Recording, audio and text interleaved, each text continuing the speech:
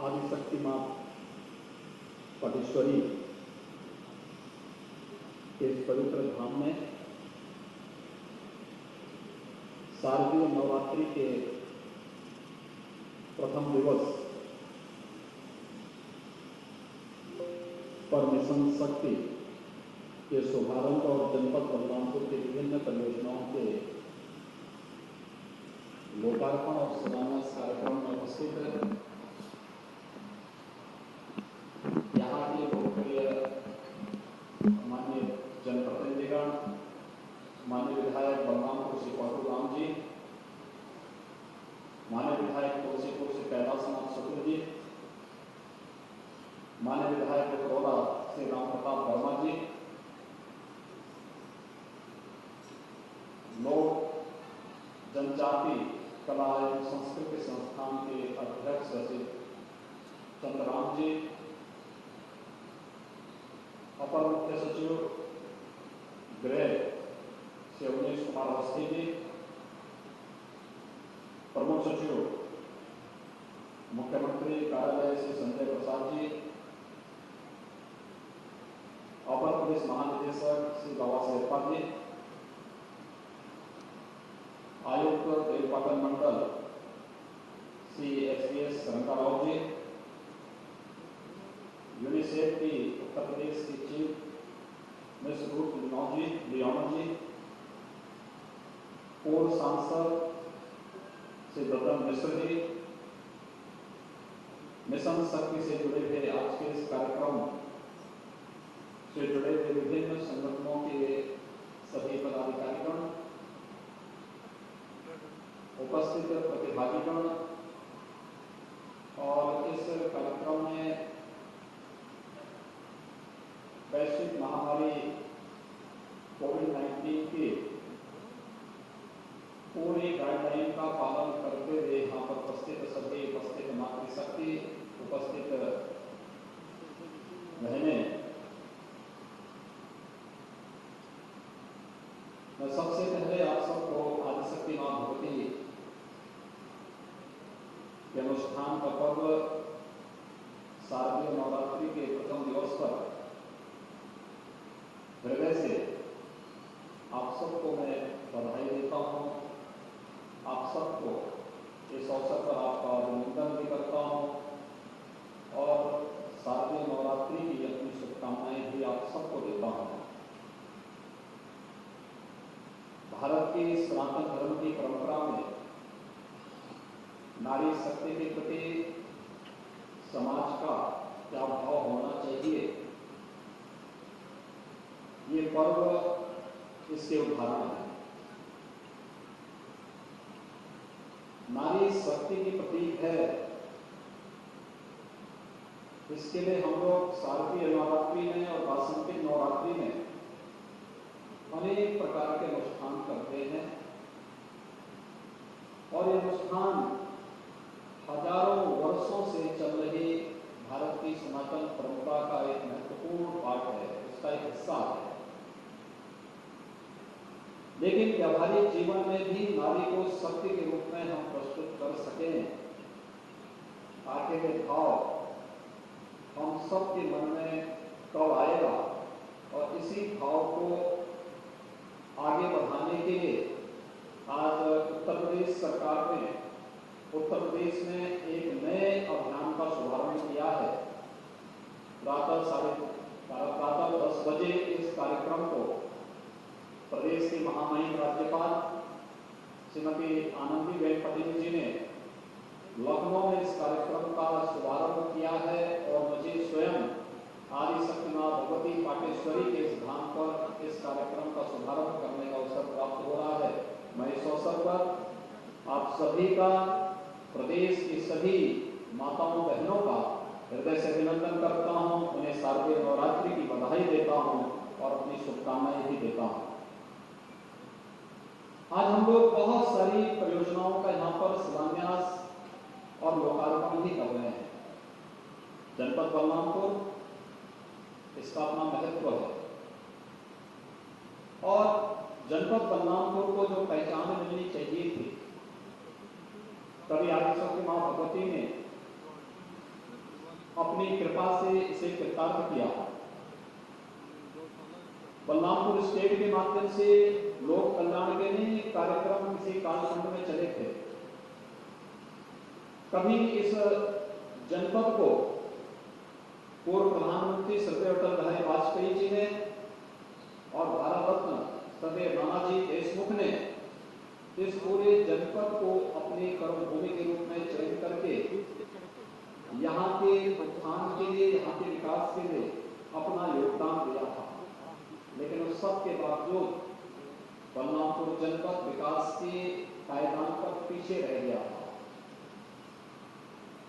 नीति आयोग आदरणीय प्रधानमंत्री जी के मार्गदर्शन में कार्य करते हुए देश के अंदर कुल 115 जनपदों का चयन करता है और उनमें जो आकांक्षात्मक जनपद होते हैं उनमें से बलरामपुर भी एक आ जाता है।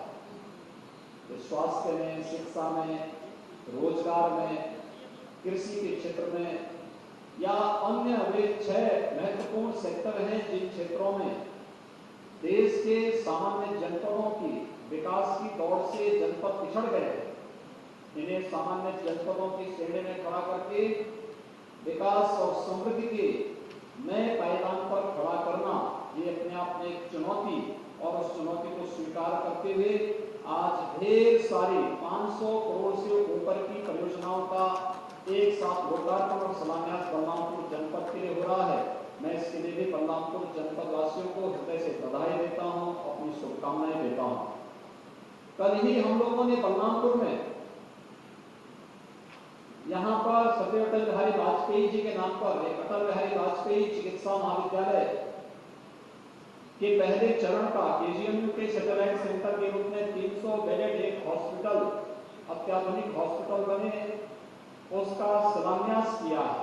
और हमारा प्रयास है कि 2022 में यहाँ पर चिकित्सा महाविद्यालय में बाकायदा यहाँ पर क्लासेस भी शुरू हों, इस दृष्टि से एक कार्यक्रम का कल शुभारंभ हुआ है। और शारदीय नवरात्रि में 500 करोड़ से अधिक की परियोजनाएं आज आपको प्राप्त हो रही हैं। यह विकास की दौड़ में हम सब पिछड़ न पाएं, इस बात को ध्यान में रख करके आज ये परियोजनाएं आप सबको प्रदान की जा रही हैं। लेकिन विकास के साथ साथ सुरक्षा भी आवश्यक है, और सुरक्षा इस बात को लेकर के विगत दिनों एक दुखद घटना बलरामपुर जनपद में घटित हुई थी।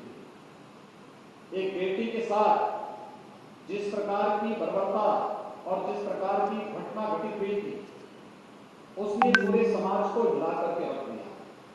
और इसीलिए मैंने मिशन शक्ति के कार्यक्रम के लिए बलरामपुर जनपद चुना कि बलरामपुर में उस बेटी के प्रति श्रद्धा का भाव रखने के लिए, सम्मान का भाव रखने के लिए, और जिन लोगों की सोच आज भी नकारात्मक है, विघटनकारी है, उन लोगों के प्रति एक सीधा संदेश देने के लिए कि जो भी बहन बेटियों की इज्जत के साथ, उनके सम्मान के साथ खिलवाड़ करेगा तो उसके प्रति कानून के दायरे में उन्हें ला करके कठोरतम सजा दिलाने का कार्य सरकार करेगी।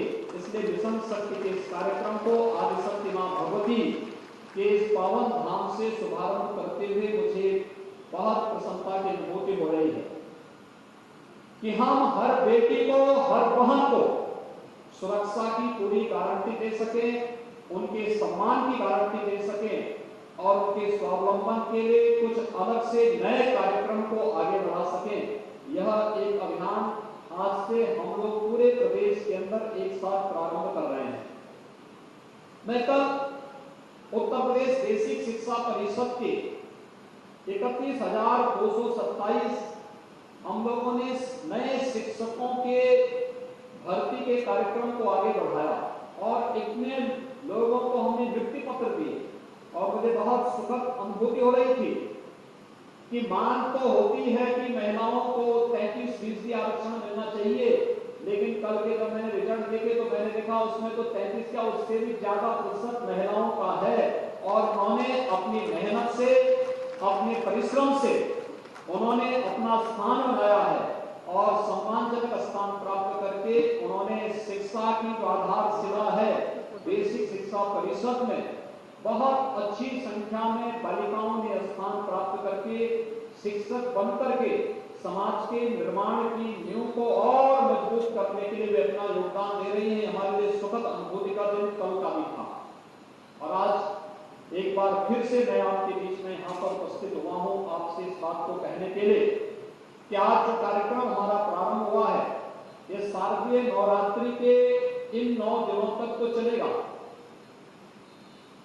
इन 9 दिनों तक मिशन शक्ति का कार्यक्रम अलग अलग विभाग, पुलिस विभाग भी, शिक्षा विभाग भी, महिला और बाल विकास विभाग भी, साथ साथ जितने भी हमारे अपने विभाग हैं, चाहे वह ग्रामीण विकास है, पंचायती राज है, नगर विकास है, औद्योगिक विकास है, सूक्ष्म लघु मध्यम उद्यम विभाग है, कृषि विभाग है, उससे जुड़े हुए जितने भी विभाग उत्तर प्रदेश शासन के ये सभी विभाग इस कार्यक्रम को एक साथ अपने अपने क्षेत्र में इस कार्यक्रम को प्रारंभ करेंगे और वहां पर ये तीनों बातें, महिलाओं की सुरक्षा, उनका सम्मान और उनके स्वावलंबन के कार्यक्रम को एक साथ चलाते हुए व्यापक पैमाने पर पहले चरण में जागरूकता का कार्यक्रम कि महिला सुरक्षा, महिला सम्मान और महिला स्वावलंबन के लिए हर विभाग अपने अपने स्तर पर व्यवस्थित तरीके से पहले चरण में जागरूकता का कार्यक्रम,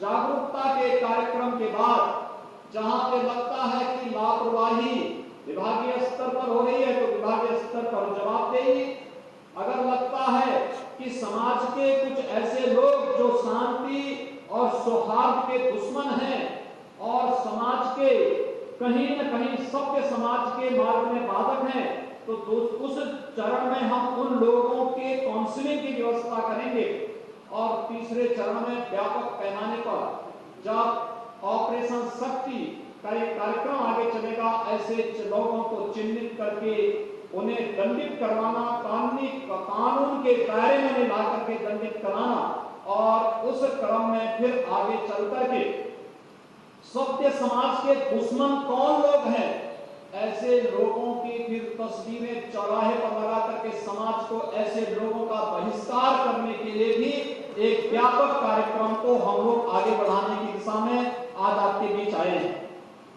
इस दौरान प्रदेश के अंदर 1535 थाने हैं।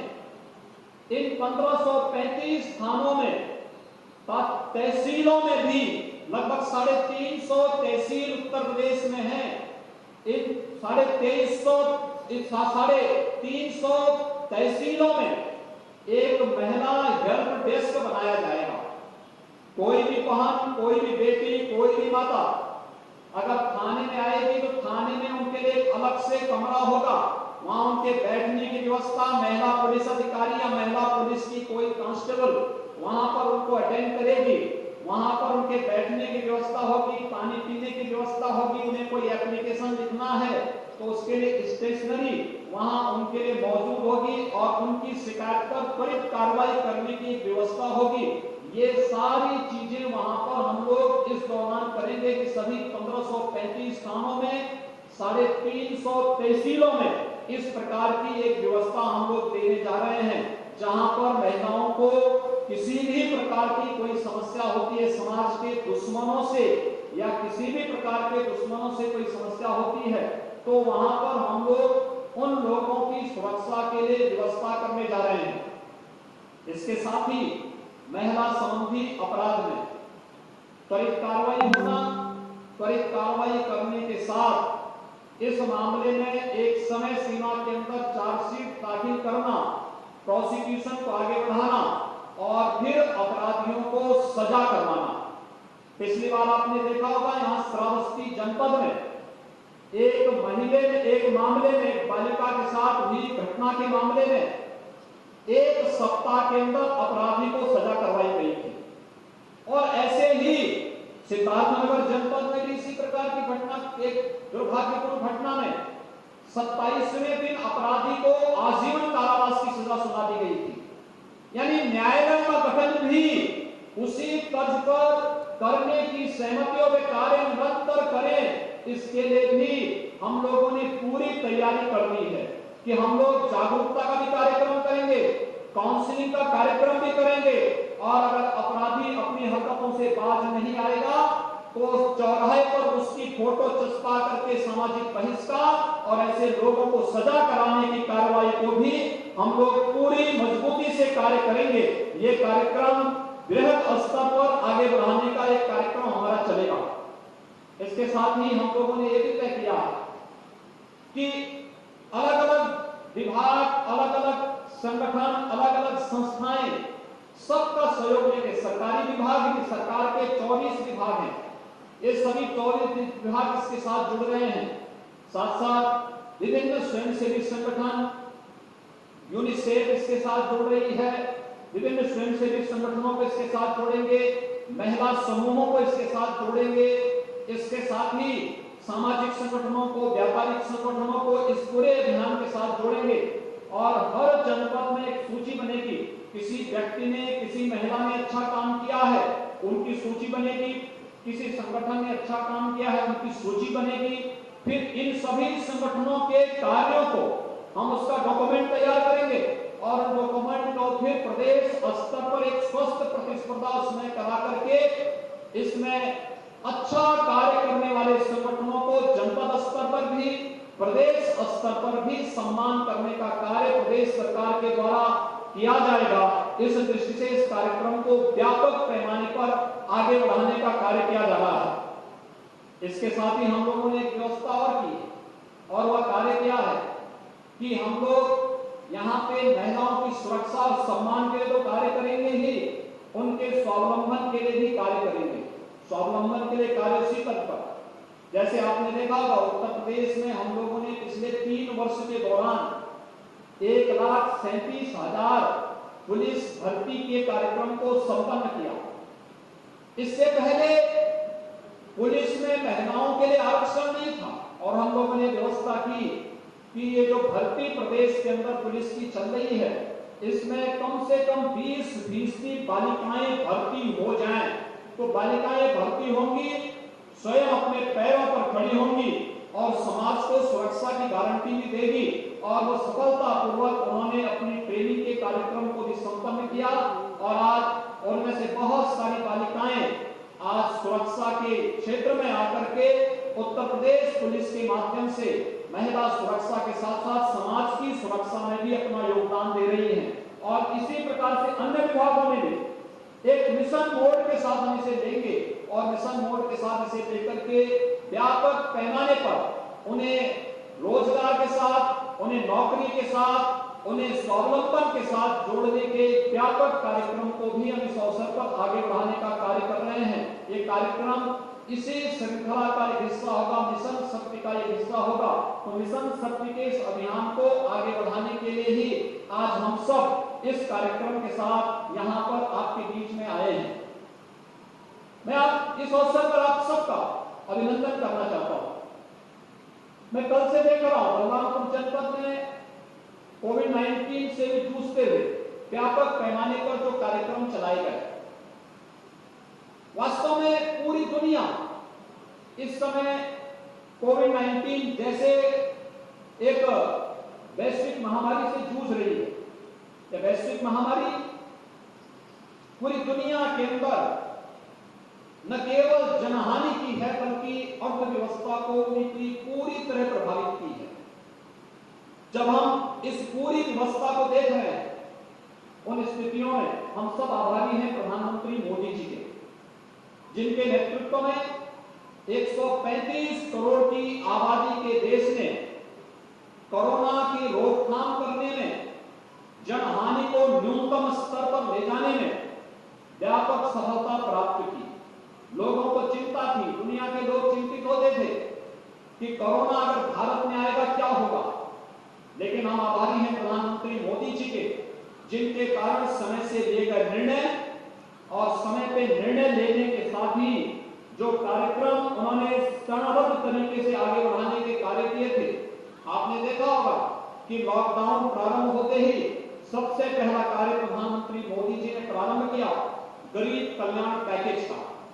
गरीब कल्याण पैकेज के अंतर्गत हर एक गरीब को मुफ्त में राशन देने का, आज भी हर एक गरीब को महीने में 2 बार मुफ्त में राशन देने का कार्य केंद्र सरकार एक बार कर रही है और एक बार पीडीएस के माध्यम से हम लोग राशन देने का कार्य कर रहे हैं। लगातार ये कार्यक्रम चल रहा है। कोविड-19 के दौरान सितंबर माह तक निःशुल्क रसोई गैस के सिलेंडर भी उपलब्ध कराए गए। सितंबर माह तक वृद्धजनों को, निराश्रित महिलाओं को और दिव्यांगजनों को एडवांस में पेंशन की सुविधा भी उनके खाते में पहुंचाने का कार्य कर दिया गया। और साथ साथ किसान सम्मान निधि प्रदेश के सभी 2 करोड़ से अधिक किसानों के खाते में समयबद्ध ढंग से वह पैसा भेजने का कार्य किया गया। कोविड-19 के संक्रमण को रोकने के लिए मुझे याद है जब कोरोना का पहला पेशेंट उत्तर प्रदेश में आया था तब हमारे पास एक भी आईसीयू नहीं था या एक भी टेस्ट लैब नहीं थी। और आज उत्तर प्रदेश 1,75,000 टेस्ट प्रतिदिन कर रहा है। 1,75,000 बेड हमारे पास उत्तर प्रदेश में कोरोना के उपचार के लिए मौजूद है। जगह जगह कोरोना वॉरियर्स प्रशासन और स्वास्थ्य विभाग के नेतृत्व में पूरी मजबूती के साथ कार्य कर रहा है। इतनी मजबूती के साथ कार्य करने के बाद अगर कोई भारत की सफलता पर उंगली उठा करके भारत के दुश्मनों के साथ खड़ा होता है, उन लोगों की स्वतः निष्ठा पर प्रश्न खड़ा होना स्वाभाविक है।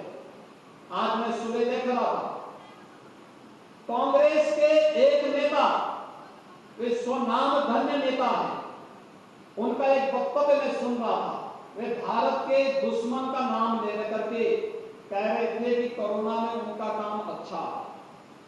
यानी जिस देश में जांच भी न हो रही हो, जिस देश में उपचार की कोई व्यवस्था न हो, जिस देश में किसी भी प्रकार की सुविधा वहां के नागरिकों को न मिल रही हो, जहां पे हाहाकार मची हुई हो, उस देश की सराहना करके अपने देश के सफलतम आयोजन और सफलतम कार्यक्रम को अगर आप इस कोरोना कालखंड में भी न स्वीकार कर सकें तो ये समझ और बुद्धि का फेर है, ये समझ की सोच है।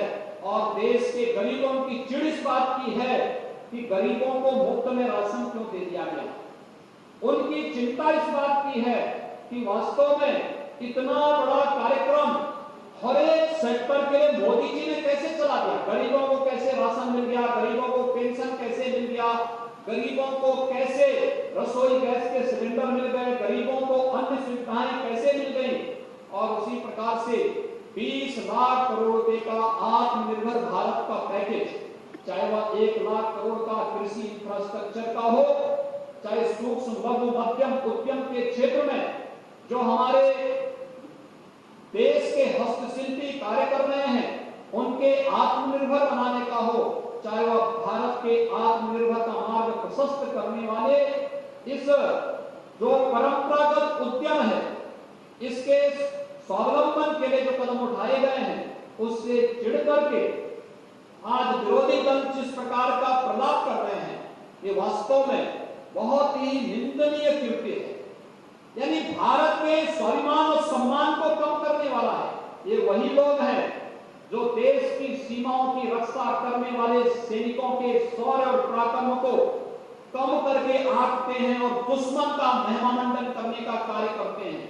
इन लोगों की राष्ट्रभक्ति स्वयं का प्रश्न चिन्ह के दायरे में खड़ी होती है।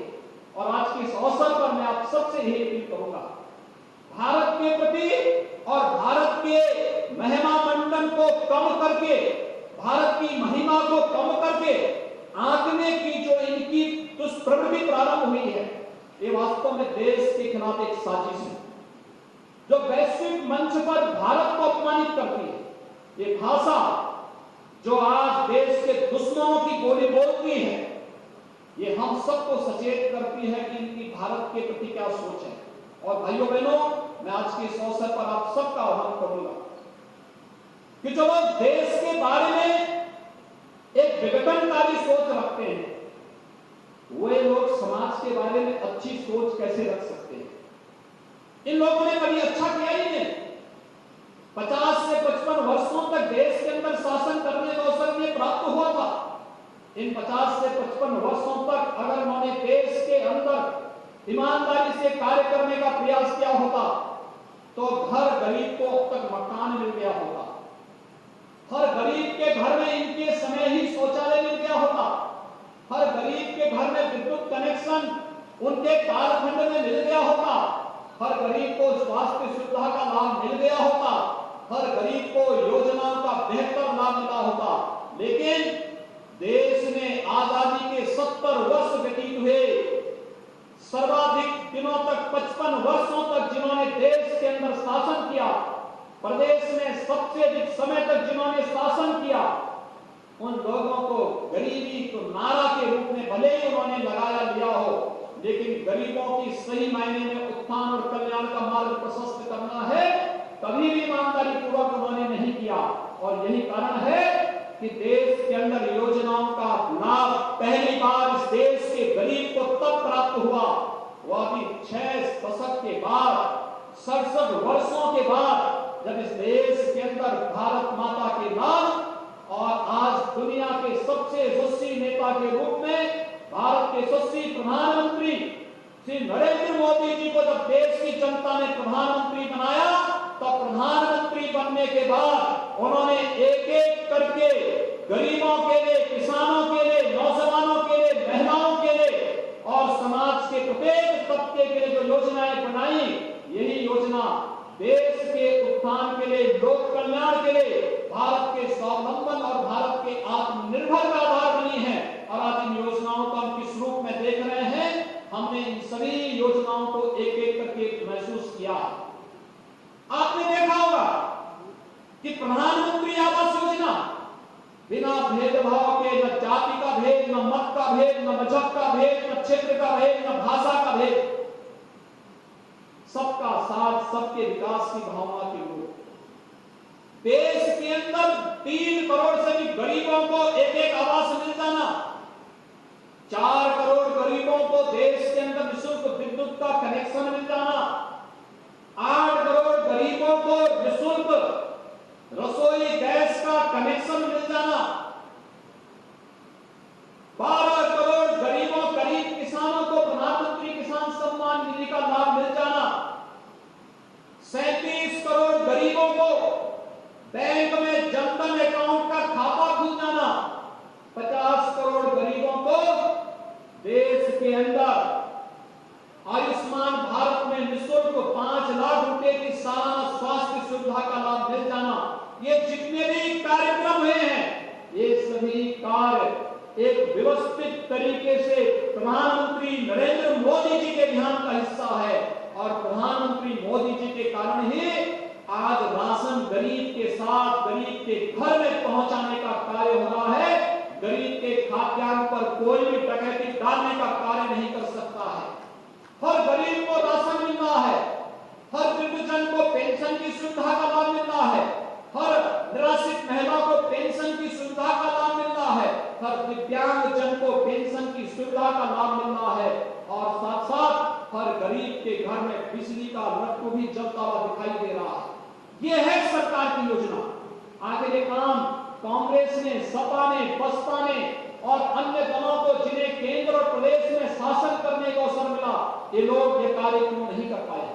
क्योंकि विकास उनकी सोच में नहीं था, विकास उनकी सोच में नहीं था। गरीब, किसान, नौजवान, महिलाएं उनके एजेंडे में कभी नहीं थे। उनके एजेंडे में जाति था, परिवार था, मत और मजहब के आधार पर विभाजन था, दंगा फसाद था, विभाजन था। कभी देश का विभाजन कराया और फिर समाज का विभाजन जातीयता के आधार पर करवा करके वे फिर दंगा करवाना चाहते हैं। आपने देखा होगा बलरामपुर जनपद में घटित दुर्भाग्यपूर्ण घटना में इन लोगों के पास कोई जवाब नहीं था। इन लोगों ने, प्रशासन ने त्वरित कार्रवाई की, दुष्कर्मी और हत्यारे को जेल के अंदर बंद किया और मामला फास्ट ट्रैक कोर्ट में भी जा रहा है और हम उसको सजा दिलवा करके रहेंगे और दुष्कर्मी के साथ के जितने भी दोषी होंगे कोई बचने नहीं पाएगा। इस सरकार ने पहले ही ऐलान कर रखा है कि प्रदेश में बहन और बेटियों की सुरक्षा और सम्मान में सेंध कोई नहीं लगाएगा। उसकी जगह कहां होनी है एक कानून तय करेगा और कानून के दायरे में लाकर के कड़ी से कड़ी सजा दिलाने का कार्य से लोगों को करेगी सरकार, और इसके लिए पूरी तैयारी सरकार ने की है। लेकिन मैं पूछना चाहता हूं, सभी दलों से मैं पूछना चाहता हूं, सभी राजनीतिक दलों को जो जातीय विस्फोटन करके प्रदेश में जातीयता का जहर घोल करके फिर से विभाजन विकास को महत्व देने वाली सरकार के सामने जातीय विभाजन की रेखा फिर से खींचना चाहती हैं, मैं उनसे पूछना चाहता हूं, जब उन्हें केंद्र और प्रदेश में शासन करने का अवसर प्राप्त हुआ था तब उन्होंने विकास क्यों नहीं किया? तब उन्होंने गरीबों के लिए मकान क्यों नहीं बनाए? मैं तो कह सकता हूं कि हमारी सरकार ने 3 वर्ष के अंदर प्रदेश के अंदर 30 लाख गरीबों को प्रधानमंत्री आवास में एक आवास उपलब्ध कराया।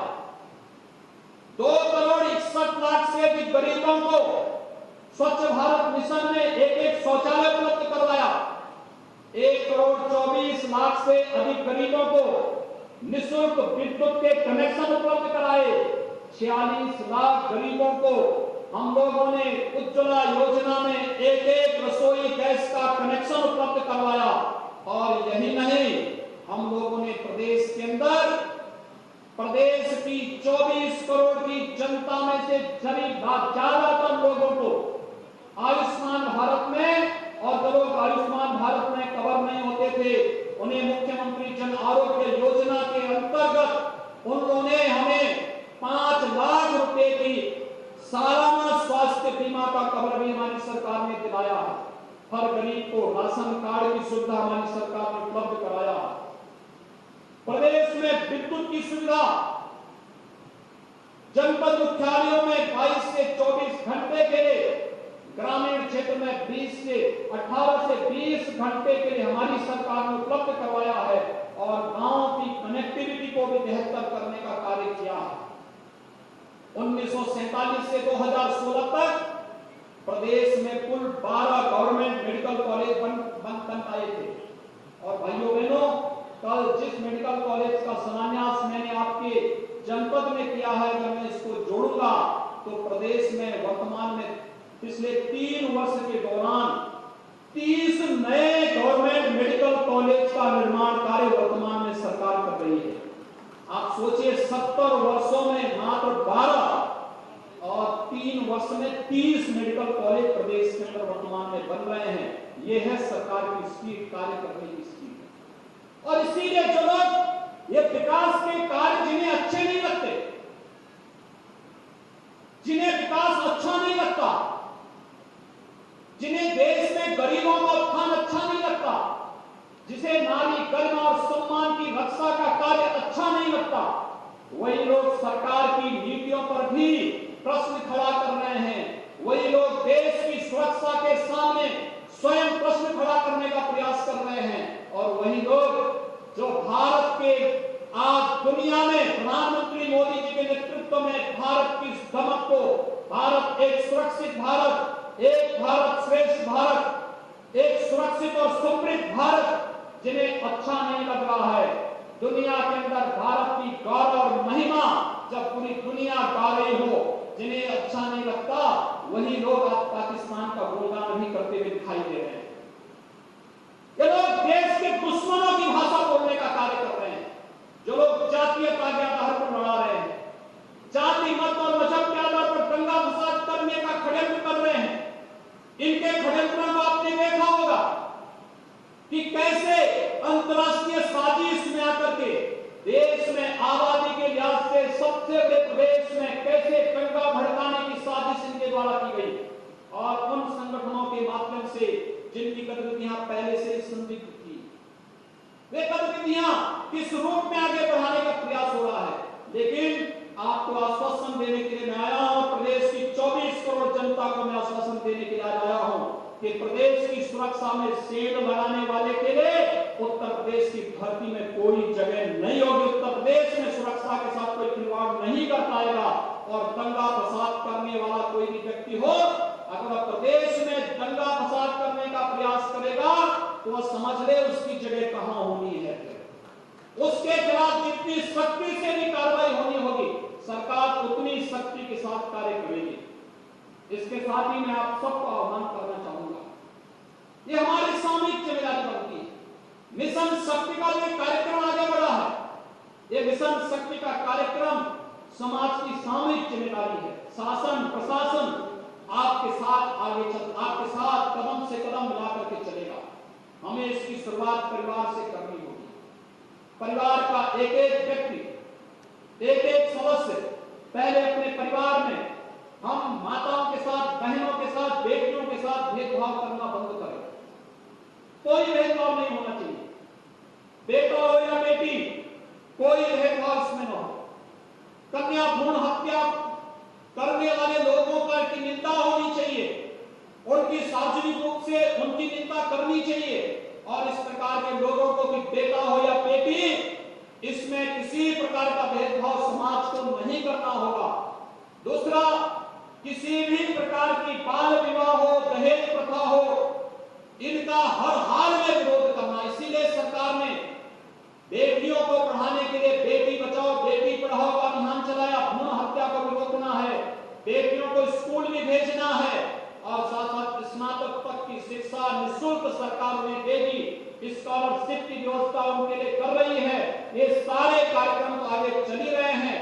हम लोगों ने कन्या सुमंगला योजना भी प्रदेश के अंदर लागू की। कन्या सुमंगला योजना, बेटी के जन्म लेने के साथ हम एक निश्चित राशि बेटी के खाते में जमा कर दे रहे हैं। बेटी 1 वर्ष की होगी, सभी प्रकार के टीकों से आच्छादन करने के बाद सर्टिफिकेट लेकर के जाइए और बेटी के खाते में फिर से पैसा जमा करवा दीजिए। पैसा सरकार जमा कराएगी। बेटी 5 वर्ष की होगी, पहली क्लास में जाएगी, जैसे ही विद्यालय में एडमिशन होगा बेटी के खाते में फिर पैसा जमा हो जाएगा। बेटी 6ठी क्लास में जाएगी, बेटी के खाते में फिर रजिस्ट्रेशन के साथ ही पैसा जमा हो जाएगा। बेटी 9वीं क्लास में जाएगी, बेटी के खाते में फिर पैसा जमा हो जाएगा। बेटी हाई स्कूल करने के बाद कोई डिप्लोमा, कोई सर्टिफिकेट का कोर्स करना चाहती है या फिर आगे पढ़ना चाहती है, तो भी बेटी के खाते में पैसा जमा हो जाएगा।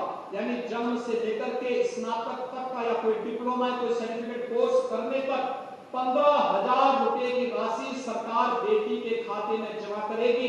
एक कन्या सुमंगला योजना हम लोगों ने प्रदेश के अंदर लागू किया, और बेटी विवाह के योग्य होगी, बिना दहेज के शादी करेंगे, कन्यादान सरकार आपके साथ मिलकर करेगी। सामूहिक विवाह की योजना इसलिए सरकार लेकर के आई है आपके लिए। बृहद पैमाने पर कार्यक्रम करिए, बजट की कोई कमी नहीं आने दी जाएगी, ये सरकार आपको आश्वासन देने के लिए आई है। लेकिन साथ साथ हम घर से प्रारंभ करें, बेटी हो या बेटा, कोई भेदभाव नहीं होगा। और फिर इस बात के लिए कि अगर कहीं पर कोई किसी बेटी को छेड़ता है, परेशान करता है, किसी भी प्रकार की कोई मनचला हरकत करता है, इसकी शिकायत अपने परिवार में भी और अपने विद्यालय में भी और सक्षम स्तर पर करें। आपकी सुनवाई कोई नहीं करता है तो हमने हेल्पलाइन जारी कर रखी है। हेल्पलाइन में 1090, इस हेल्पलाइन में आप बोलेंगे, तत्काल आपकी सुविधा को नोट करेंगे, आपके कॉल को नोट करेंगे, कॉल बैक करके फिर आपका हालचाल भी लेंगे। 1076 ये मुख्यमंत्री हेल्पलाइन है, आप इस पे करेंगे, उसकी सूचना मुझे भी मिल जाएगी। और आप देखना फिर हम उस मनचले को क्या हल करते हैं, ये सूचना बस एक बार पहुंच जाए, हम उस पे कार्रवाई त्वरित कर देंगे। 181 ये घर के अंदर होने वाली किसी भी प्रकार की हिंसा, बालिका के साथ, बहू के साथ, बेटी के साथ, किसी भी प्रकार की घर के अंदर होने वाली हिंसा में इस पे कॉल करेंगे, ये तत्काल इसकी जानकारी इस हेल्पलाइन में भी मिलेगी। साथ साथ जो हेल्पलाइन पुलिस की है 112, इसमें भी इसकी जानकारी होगी।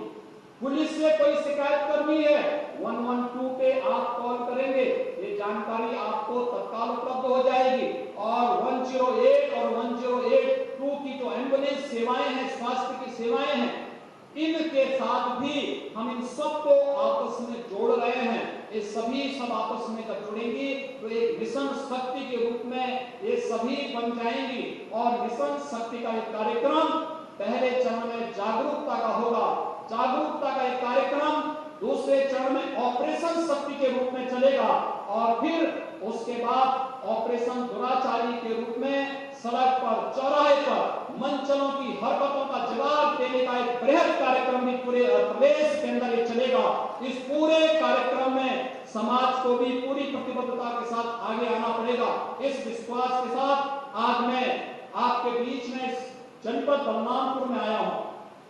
मैं जनपद बलरामपुर के वासियों को इसलिए भी धन्यवाद देना चाहूंगा, इस कार्यक्रम के बहाने आज मैं यहाँ पर आया हूँ और मुझे मां पाटेश्वरी के दर्शन का सौभाग्य भी प्राप्त हुआ, और साथ साथ आप सबके दर्शन करने का शारदीय नवरात्रि के पहले दिन ही अवसर भी प्राप्त हुआ है। मैं एक बार फिर से शारदीय नवरात्रि की, विजयादशमी की, नवमी की आप सबको हृदय से बधाई देता हूं, अपनी शुभकामनाएं देता हूं। और मिशन शक्ति में हम सब जुड़ेंगे। विकास सरकार की प्राथमिकता है, लेकिन महिलाओं की सुरक्षा, उनका सम्मान और उनका स्वावलंबन सरकार की शीर्ष प्राथमिकता के साथ आगे बढ़ेगा। एक बार फिर से बढ़ाते हुए आप सबको बधाई देता हूं, प्रदेश वासियों को अपनी शुभकामनाएं देता हूं। शारदीय नवरात्रि, महाअष्टमी, महानवमी और विजयादशमी की भी अपनी बधाई और शुभकामनाएं आपको अग्रिम देते हुए आज जो ढेर सारी विकास की परियोजनाओं का यहाँ पर शिलान्यास और लोकार्पण हो रहा है, बलरामपुर जनपद वासियों को इसकी हृदय से बधाई और शुभकामनाएं देते हुए यहाँ के जनप्रतिनिधियों को जो विकास में रुचि लेते हैं और विकास की प्रक्रिया के साथ कदम से कदम मिला करके चलते हैं, सबको मैं हृदय से अपनी बधाई देता हूँ। बलरामपुर की बेटी को अपनी विनम्र श्रद्धांजलि अर्पित करते हुए इस बात के लिए आप सबको आश्वस्त करता हूं कि कोई भी दुराचारी, कोई भी अपराधी कानून के शिकंजे से बचने न पाए। सरकार इस स्तर पर पूरी प्रतिबद्धता के साथ कार्य करेगी। आप सबके प्रति मेरी शुभकामनाएं। धन्यवाद। जय हिंद।